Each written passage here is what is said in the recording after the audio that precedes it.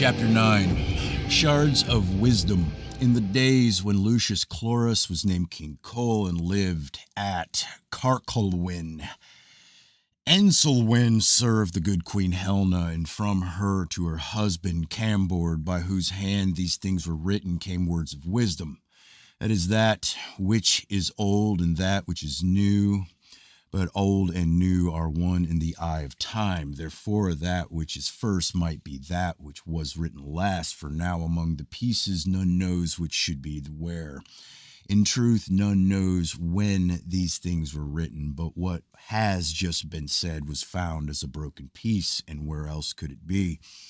Of the Druids is it said that Par Caerwyn, the cauldron of higher love, represented to them the womb, and that the fire with which it was associated was the life force. It is said that the representation was in more than one form, but what this means none now knows.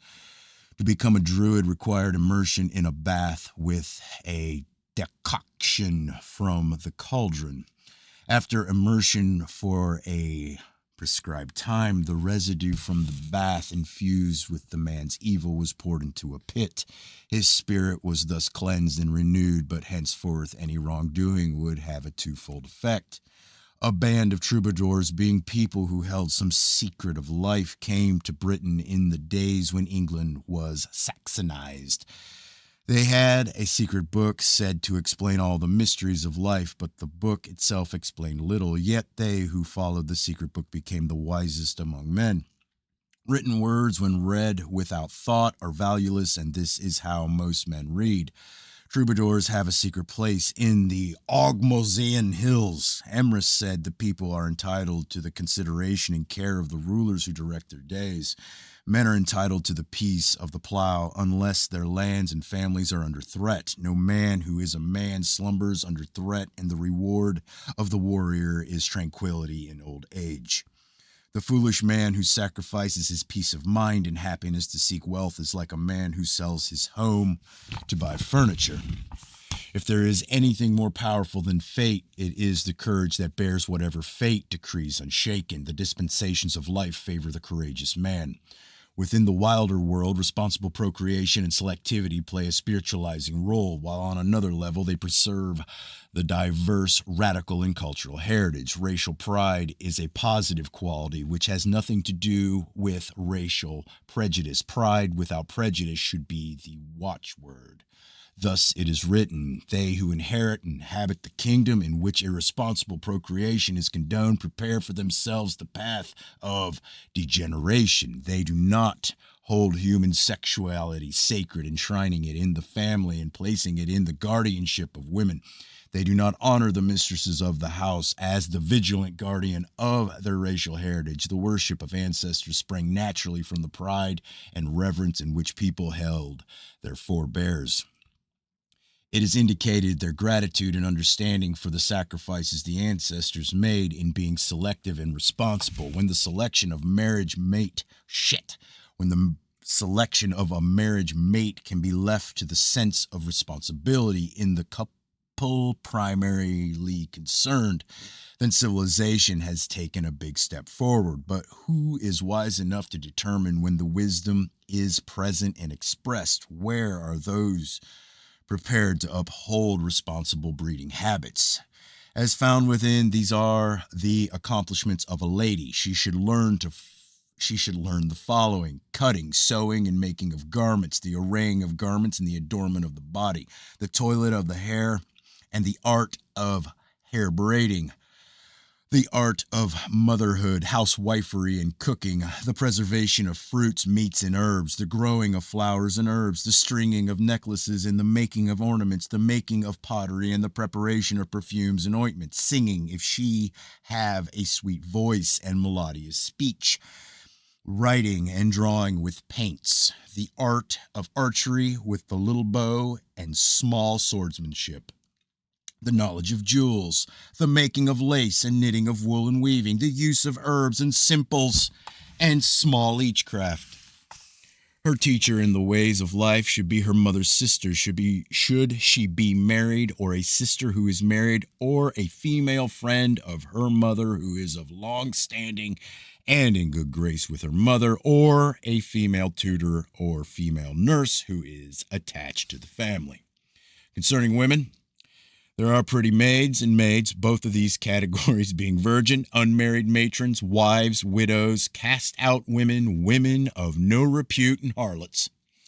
A woman living as a married but not actually married is not invalid, nor is an unmarried matron. Those may be sought for pleasure.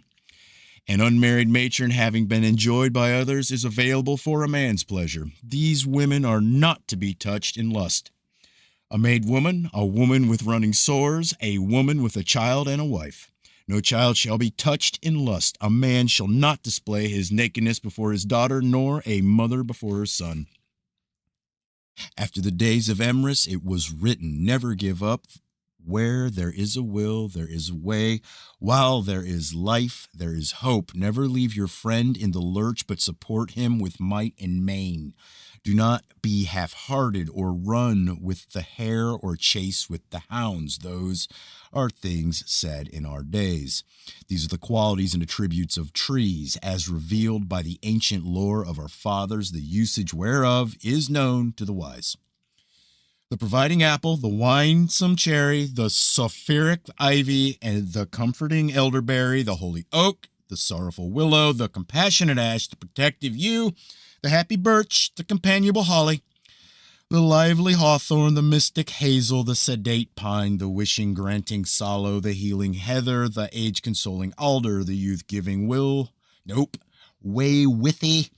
the generous broom, the healthful firs, the spirit-strengthening beech, the soothing windrake, the laughing aspen, the gentle juniper, the reliable wayfaring beam, the cunning hornbeam, the flighty gadberry, the ominous dogwood, the jumping buckthorn, the light-hearted maple, the dire slathorn, the angry parbeam, the willful cartabush, the haunted bandbeam, the frightened witchbeam. Those who are at one with the trees understand the nature of the life within them and make much of these such things. There is a mystery here to be worked by those with understanding, but to others it will be meaningless. These are the useful herbs to be found in the field, forest, and wayside in the days gone by. Wolfbane, which guards against wolves and dogs. Borrowed, which grows only near the dead. Harwort, witchweed. Tinkerbell's wayweed, skullcap. Feather flowers, which cure the stone. Blackberry, sundew, deadly dick.